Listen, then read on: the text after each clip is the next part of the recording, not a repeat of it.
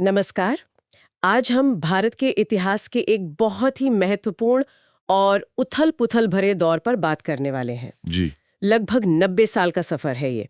1857 से लेकर 1947 तक। बिल्कुल। हमारे पास जो स्रोत है वो सिर्फ घटनाओं की लिस्ट नहीं है, बल्कि उन लोगों, उन अलग-अलग सोच और वो जो मोड़ आए, उनको भी सामने लाते हैं जिन्होंने मिलकर आज़ादी की राह बनाई। जी हाँ, और ये समझना ज़रूरी है कि ये कोई सीधी सपाट कहानी नहीं थी। इसमें बहुत उतार-चढ़ाव थे, कहीं समझौते हुए, कहीं टकराव, अहिंसा का रास्ता था तो क्रांति की चिंगारियां भी थीं। हाँ, तो आज कोशिश यही रहेगी कि इन सब अलग-अलग धागों को जोड़कर एक पूरी तस्वीर बनाने की कोशिश करें। देखें कि ये लड़ाई कितनी परतों वाली, कितनी जटिल थी। ठीक है। तो चलिए शुरू करते हैं। सबसे पहले चलते हैं 1857 में, जिसे अक्सर भारत का पहला स्वतंत्रता संग्राम भी कहा जाता है। जी।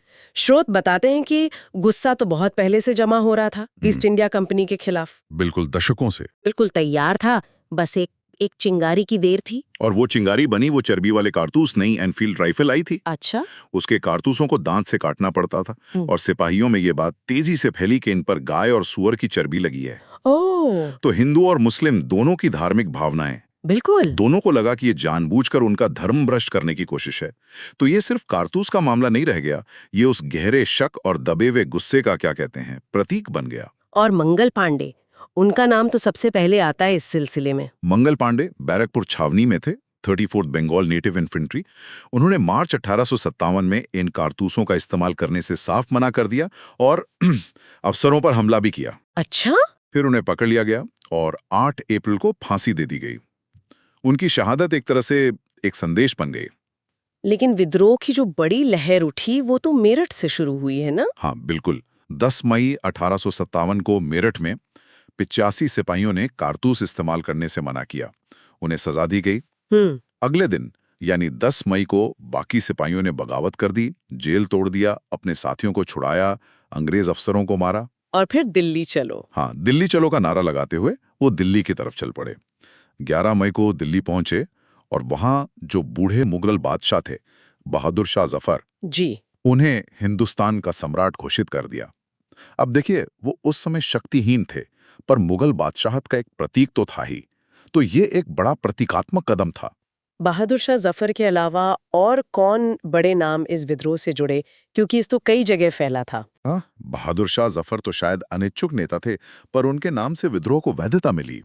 असल लड़ाई तो कई और योद्धा लड़ रहे थे, जैसे झांसी की रानी लक्ष्मीबाई हाँ, उनका नाम तो सभी जानते हैं। अपने दत्तक पुत्र और रियासत के लिए लड़ी।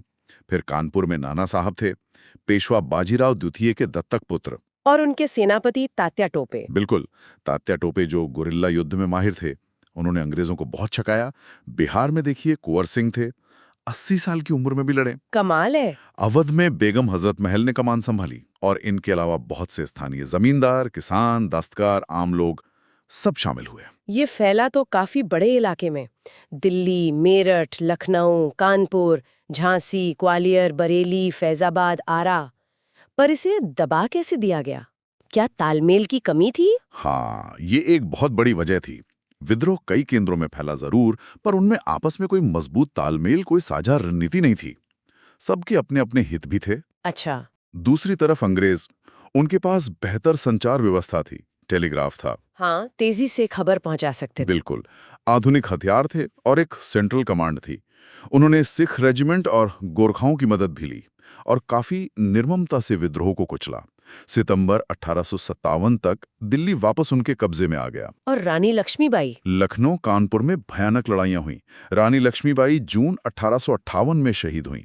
तात्या टोपे अप्रैल 1859 तक लड़ते रहे, फिर पकड़े गए और फांसी दे दी गई। तो देखा जाए तो सैनिक तौर पर ये विद्रोह असफल रहा, लेकिन इसका कोई कोई दूरगामी असर हुआ? बिल्कुल, बहुत बड़ा असर।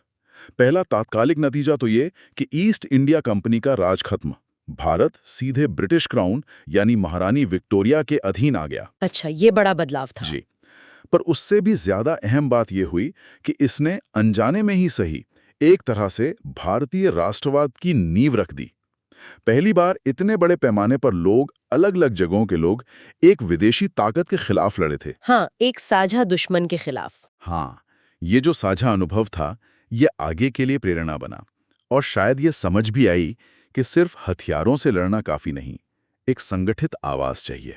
और क्या इसी सोच ने फिर भारतीय राष्ट्रीय कांग्रेस के जन्म में भूमिका निभाई 1885 में? हाँ, कह सकते हैं। दिलचस्प बात यह है कि शुरुआत एक रिटायर्ड अंग्रेज सिविल सर्वेंट ने की, ए.ओ. ह्यूम। वो सेफ्टी वॉल्व वाली थ्योरी भी है इससे जुड़ी। जी, सेफ्टी वॉल्व थ्योरी। कुछ इतिहासकार मानते हैं कि ह्यूम और अंग्रेज अधिकारी चाहते थे कि पढ़े लिखे भारतीयों का जो गुस्सा है उसे निकलने का एक शांतिपूर्ण मंच मिल जाए, ताकि 1857 जैसा धमाका फिर ना हो। हाँ, एक तरह से अंग्रेजी राज के लिए खतरे को कम करने का तरीका। लेकिन देखिए, दादा भाई नौरोजी, फिरोज शाह मेहता, बदरुद्दीन तैयब जी जैसे जो भारतीय नेता थे, वो इसे सिर्फ ऐसे नहीं देख रहे थे। उनका क्या नजरिया था? उनके लिए ये एक मौका था, एक ऐसा मंच बनाने का जहां पूरे देश के राष्ट्रवादी लोग मिलें, बात करें और भारतीयों की जो राजनीतिक इच्छाएं हैं उनको एक संगठित आवाज दें। पहला अधिवेशन बॉम्बे में हुआ था, गोकुलदास तेजपाल संस्कृत कॉलेज। 72 लोग आए थे। जी, और पहले अध्यक्ष थे व्योमेश चंद्र बैनर्जी। तो शुरुआती सालों में कांग्रेस का रवैया कैसा रहा? क्या मांगी थी? शुरू का दौर मतलब करीब 1885 से 1905 तक इसे नरम दल या उदारवादियों का दौर कहते हैं। अच्छा। इनका जोर था संवैधानिक दायरे में रहकर काम करने पर, मतलब याचिकाएं देना, ज्ञापन सौंपना, सुधारों की मांग करना। जैसे सिविल सर्विसेज में भारतीयों को ज्यादा मौके मिलें, विधान परिषदों में सुधार हो, उनमें भारतीय सदस्य बढ़ें, नमक कर कम हो। और एक बड़ा मकसद ये भी था कि भारत के अलग अलग हिस्सों के पढ़े लिखे लोगों को एक साथ लाना, उनमें एकता बनाना। और ये एकता की कोशिश अध्यक्षों के चुनाव में भी दिखती है, जैसे अलग अलग समुदायों से अध्यक्ष बने। हाँ, ये बिल्कुल सोची समझी रणनीति थी। पहले अध्यक्ष W.C. बनर्जी हिंदू बंगाली थे। दूसरे 1886 में कलकत्ता में दादा भाई नौरोजी, पारसी जी। तीसरे 1887 मद्रास में बदरुद्दीन तैयब जी, पहले मुस्लिम अध्यक्ष। अच्छा। चौथे 1888 इलाहाबाद में जॉर्ज यूल, पहले अंग्रेज अध्यक्ष। ये दिखाने की कोशिश थी कि कांग्रेस सबकी है, पूरे भारत के। और वंदे मातरम भी कांग्रेस के मंच से ही पहली बार गाया गया। जी हाँ, 1896 का कलकत्ता अधिवेशन। अध्यक्ष थे रहमतुल्लाह सयानी, एक और मुस्लिम नेता। वहीं पर बंकिम चंद्र चटर्जी का गीत वंदे मातरम पहली बार गाया गया, जो बाद में तो आंदोलन का बहुत बड़ा नारा बन गया। लेकिन फिर 20वीं सदी शुरू होते होते कांग्रेस के अंदर ही मतभेद उभरने लगे। गरम दल का उभार हुआ, लाल बाल पाल। हाँ, लाला लाजपताय, बाल गंगाधर तिलक और बिपिन चंद्र पाल, ये गरम दल के नेता थे। ये नरम दल से असहमत क्यों थे? उनकी क्या शिकायत थी? उन्हें लगता था कि ये जो नरम दल का तरीका है, सिर्फ अर्जियां देना, गिड़गिड़ाना, इसे वो राजनीतिक भिक्षावृत्ति कहते थे। अच्छा। उनका मानना था कि इससे कुछ हासिल नहीं होगा, अंग्रेजों पर दबाव बनाना होगा, जरूरत पड़े तो संघर्ष करना होगा।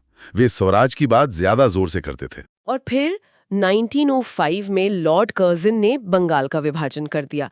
इसने तो आग में घी का काम किया होगा। बिल्कुल, अंग्रेजों ने कहा कि प्रशासनिक सुविधा के लिए कर रहे हैं, पर असली मकसद था बंगाल में बढ़ते राष्ट्रवाद को कुचलना और खासतौर पर हिंदू मुस्लिम एकता को तोड़ना। पर हुआ उल्टा। हाँ, हुआ बिल्कुल उल्टा। इसके खिलाफ जबरदस्त विरोध हुआ।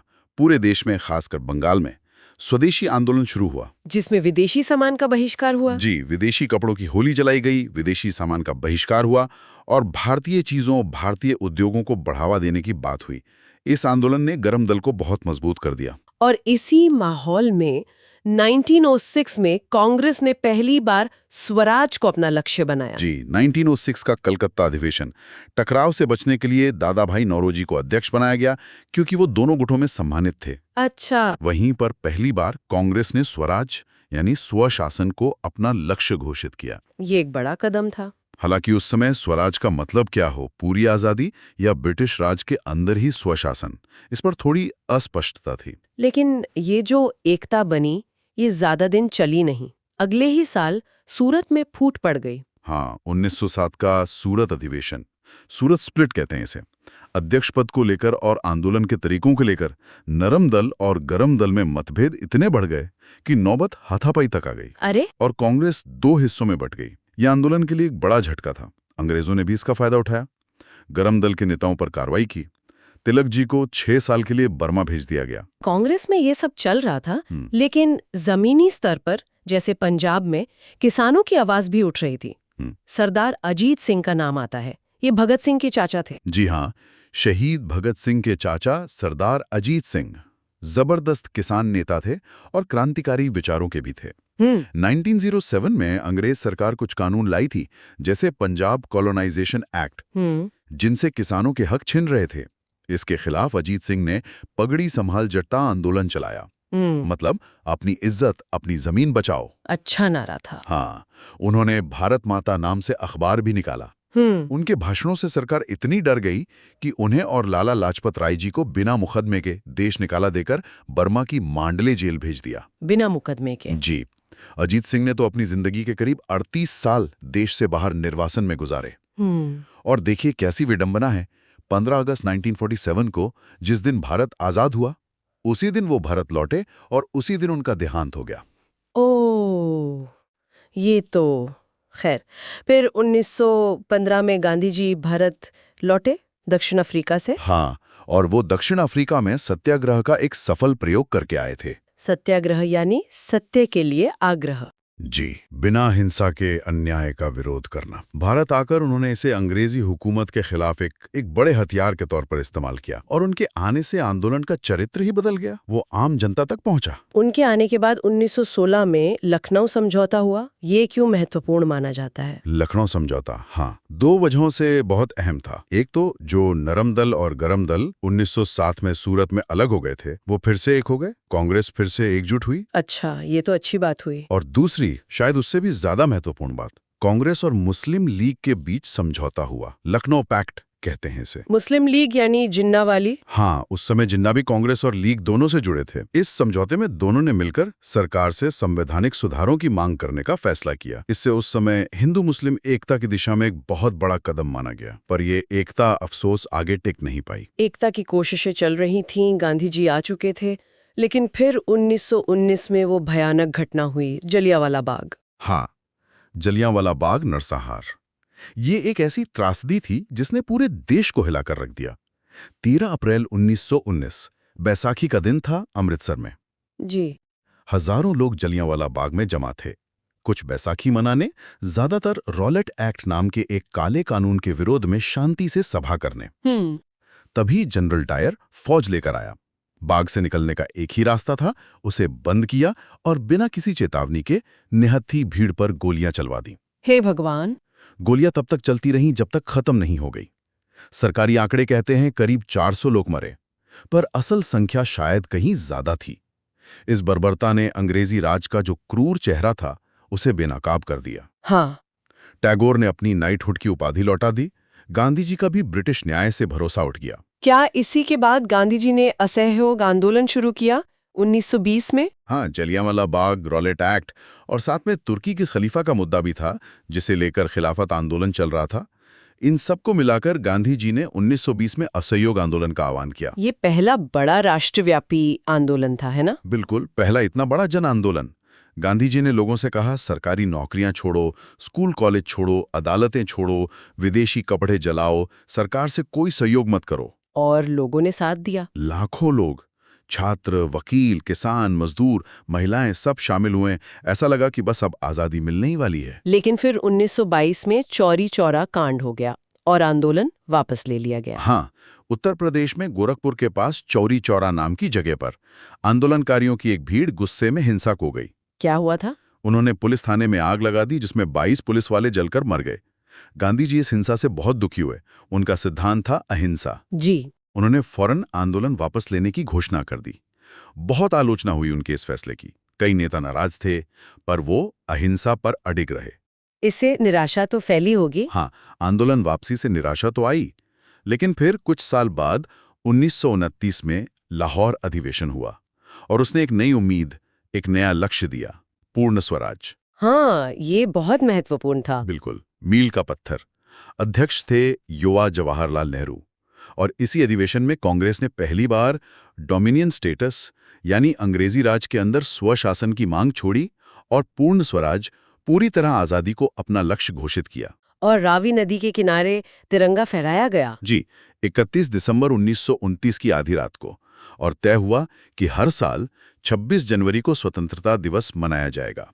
इसीलिए बाद में हमारा संविधान 26 जनवरी को लागू हुआ। इस घोषणा ने आंदोलन में एक नया जोश भर दिया। गांधी जी का अहिंसक रास्ता तो चल ही रहा था, पर एक दूसरी धारा भी थी क्रांतिकारियों की। असहयोग आंदोलन वापसी से कई युवा निराश भी हुए थे। हाँ, भगत सिंह इस धारा के सबसे बड़े प्रतीक माने जाते हैं। बिल्कुल। चौरी चौरा के बाद जब आंदोलन वापस हुआ तो बहुत से जोशीले युवा निराश हुए। उन्हें लगा कि सिर्फ अहिंसा से काम नहीं चलेगा। भगत सिंह, चंद्रशेखर आजाद, सुखदेव, राजगुरु जैसे क्रांतिकारियों का मानना था कि अंग्रेजों को भगाने के लिए सशस्त्र क्रांति भी जरूरी है। भगत सिंह सिर्फ क्रांतिकारी नहीं, विचारक भी थे। हाँ, बहुत गहरे विचारक। हाँ। उन्होंने 1926 में नौजवान भारत सभा बनाई थी। मकसद था युवाओं में देशभक्ति जगाना, उन्हें आजादी के लिए तैयार करना और साथ ही एक समाजवादी समाज का सपना देखना जहां शोषण ना हो। उनके दो बड़े एक्शन थे, सॉन्डर्स की हत्या और असेंबली में बम फेंकना। इसके पीछे क्या सोच थी? देखिए, 1928 में साइमन कमीशन का विरोध करते हुए लाला लाजपत राय पर लाठीचार्ज हुआ था, जिससे उनकी मौत हो गई। हाँ। इसका बदला लेने के लिए भगत सिंह, राजगुरु, सुखदेव, आजाद ने पुलिस अफसर स्कॉट को मारने की योजना बनाई, पर गलती से सॉन्डर्स मारा गया। ये दिसंबर 1928 की बात है। अच्छा, गलती से। हाँ, फिर अप्रैल 1929 में भगत सिंह और बटुकेश्वर दत्त ने दिल्ली में सेंट्रल असेंबली में बम फेंके। उस समय वहाँ क्या चल रहा था? वहां पब्लिक सेफ्टी बिल और ट्रेड डिस्प्यूट बिल जैसे दमनकारी कानूनों पर बहस चल रही थी। बम फेंकने का मकसद किसी को मारना नहीं था, जैसा उन्होंने कहा, बहरों को सुनाना था। और वो भागे नहीं वहां से? नहीं, बिल्कुल नहीं। बम फेंकने के बाद वहीं खड़े रहे, इंकलाब जिंदाबाद के नारे लगाए और गिरफ्तारी दे दी। यानी उन्होंने जानबूझकर गिरफ्तारी दी?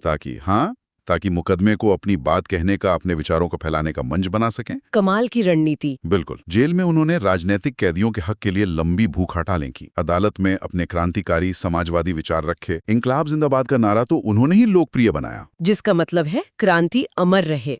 जी। उनका लक्ष्य सिर्फ अंग्रेजों को भगाना नहीं था, बल्कि एक शोषण मुक्त समाज बनाना था। 23 मार्च 1931 तो भगत सिंह, सुखदेव और राजगुरु को लाहौर जेल में फांसी दे दी गई। भगत सिंह सिर्फ 23 साल के थे। सिर्फ 23 साल? हाँ। उनका बलिदान उन्हें हमेशा के लिए साहस और देशभक्ति का प्रतीक बना गया। उनकी शहादत के बाद भी संघर्ष रुका नहीं। गांधी जी ने 1930 में सविनय अवज्ञा आंदोलन शुरू किया। दांडी मार्च से इसकी शुरुआत हुई। हाँ, नमक सत्याग्रह। ये भी गांधी जी का एक अद्भुत प्रयोग था। नमक, जो हर किसी की जरूरत है, उस पर अंग्रेजों का टैक्स और बनाने पर पाबंदी। जी। गांधी जी ने इस कानून को तोड़ने का फैसला किया। अपने 78 साथियों के साथ साबरमती आश्रम से निकले, करीब 240 मील पैदल चले और दांडी तट पर पहुंचकर नमक बनाया। एक छोटा सा काम, पर असर बड़ा हुआ। बहुत बड़ा। इसने पूरे देश में सविनय अवज्ञा की लहर फैला दी। जगह जगह नमक कानून तोड़े गए, धरने हुए, बहिष्कार हुआ। लाखों लोग जेल गए, जिनमें बहुत सी महिलाएं भी थीं। और 1931 का कराची अधिवेशन, वो भी अहम था। अध्यक्ष सरदार पटेल थे। हाँ, कराची अधिवेशन इसलिए खास है क्योंकि इसमें पहली बार मौलिक अधिकारों और राष्ट्रीय आर्थिक नीति पर प्रस्ताव पास हुआ। यानी आजाद भारत कैसा होगा, इसका एक खाका। बिल्कुल। भविष्य के संविधान की नींव रखी गई एक तरह से। यह अधिवेशन भगत सिंह की फांसी के तुरंत बाद हुआ था, तो माहौल में एक गंभीरता भी थी। इसी दशक में सुभाष चंद्र बोस का कांग्रेस से मतभेद भी हुआ और वो अलग हो गए। गांधी जी से क्या मतभेद थे उनके? सुभाष चंद्र बोस 2 बार कांग्रेस अध्यक्ष बने, 1938 और 1939 में। जी।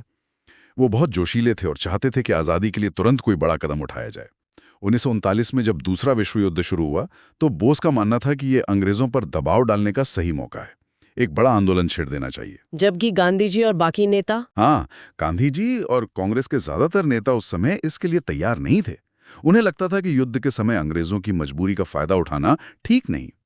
इन्हीं मतभेदों के चलते बोस ने अध्यक्ष पद से इस्तीफा दे दिया और फॉरवर्ड ब्लॉक बनाया। जी, पहले फॉरवर्ड ब्लॉक बनाया और बाद में वो देश से बाहर चले रहे और आजाद हिंद फौज बनाकर सशस्त्र संघर्ष का रास्ता चुना। और फिर आया स्वतंत्रता संग्राम का आखिरी बड़ा जन आंदोलन, 1942 का भारत छोड़ो आंदोलन, करो या मरो। हाँ, ये गांधी जी का सबसे शक्तिशाली आह्वान था।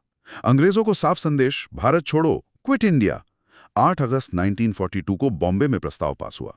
और गांधी जी ने कहा, करो या मरो। इसका क्या मतलब था? इसका मतलब था, या तो हम भारत को आजाद कराएंगे या इस कोशिश में अपनी जान दे देंगे। अब गुलामी में नहीं जिएंगे। ये एक तरह से आर पार की लड़ाई का ऐलान था। सरकार की प्रतिक्रिया क्या रही? सरकार ने फौरन एक्शन लिया। अगली सुबह गांधी जी समेत कांग्रेस के सारे बड़े नेताओं को गिरफ्तार कर लिया। फिर आंदोलन कैसे चला जब नेता ही जेल में थे? यही इस आंदोलन की खासियत थी। नेताओं की गिरफ्तारी के बावजूद ये आंदोलन खुद ब खुद मतलब स्पॉन्टेनियसली पूरे देश में फैल गया। अच्छा। ये एक जन विद्रोह बन गया। लोगों ने जुलूस निकाले, हड़तालें की, सरकारी दफ्तरों पर हमले किए, रेल लाइनें उखाड़ी, संचार व्यवस्था ठप कर दी। कई जगह तो लोगों ने अपनी सरकारें तक बना ली। अंग्रेजों ने इसे कैसे संभाला? उन्होंने बहुत बहुत बेरहमी से इसे कुचला। हजारों लोग मारे गए, लाखों गिरफ्तार हुए। लेकिन इस आंदोलन ने यह बिल्कुल साफ कर दिया कि अब भारतीय जनता को रोकना नामुमकिन है और अंग्रेजों का भारत पर राज करना अब संभव नहीं। इसके बाद फिर आजादी और बंटवारे की तरफ बात बढ़ने लगी। हाँ, दूसरा विश्व युद्ध खत्म हुआ। अंग्रेज कमजोर हो चुके थे। भारत छोड़ो आंदोलन ने उनकी कमर तोड़ दी थी। वो समझ गए कि अब जाना ही होगा। सत्ता कैसे सौंपी जाए, इस पर बातचीत शुरू हुई। कैबिनेट मिशन आया, अंतरिम सरकार बनी, लेकिन कांग्रेस और मुस्लिम लीग के बीच बात नहीं बन पा रही थी। बिगड़ गया था, सांप्रदायिक दंगे हो रहे थे। आखिरकार बहुत भारी मन से कांग्रेस को विभाजन स्वीकार करना पड़ा। 1947 में मेरठ में कांग्रेस का आजादी से पहले आखिरी अधिवेशन हुआ। जी, अध्यक्ष थे आचार्य JB कृपलानी। और फिर 15 अगस्त 1947 भारत आजाद हुआ। लेकिन विभाजन की भारी कीमत चुकाकर। हाँ, बंटवारे की त्रासदी के साथ, जिसमें लाखों जानें गई, करोड़ों लोग बेघर हुए। आजादी की खुशी थी, पर साथ में एक बहुत गहरा जख्म भी था। तो इस पूरे 90 साल के सफर को, इन सभी स्रोतों को मिलाकर देखें तो क्या निष्कर्ष निकलता है? ये आजादी कैसे मिली? देखिए, एक बात तो साफ है, ये किसी एक व्यक्ति या एक गुट या एक तरीके की देन नहीं थी। ये एक बहुत लंबी, बहुत जटिल यात्रा थी। हाँ, कई धाराएं थीं इसमें। बिल्कुल। नरम दल ने जो नींव रखी, उसका भी योगदान था। गरम दल का जो जोश था, संघर्ष था, उसका भी।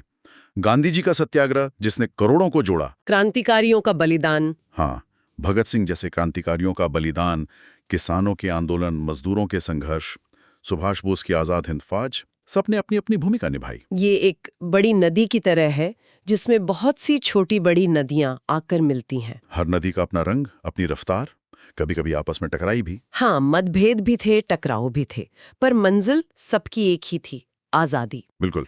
1857 की वो चिंगारी से लेकर 1947 की सुबह तक हर घटना, हर सोच, हर कुर्बानी ने मिलकर ये महागाथा लिखी है। सही कहा। और शायद हमारे सुनने वालों के लिए सोचने की बात है, ये अपने आप में कितना असाधारण है कि स्वतंत्रता आंदोलन की ये जो इतनी अलग अलग धाराएं थीं, जिनके रास्ते इतने अलग थे, जिनमें आपस में असहमतियां भी थीं, फिर भी कैसे वो सब मिलकर एक साझा लक्ष्य, भारत की आज़ादी को पाने में कामयाब रहीं।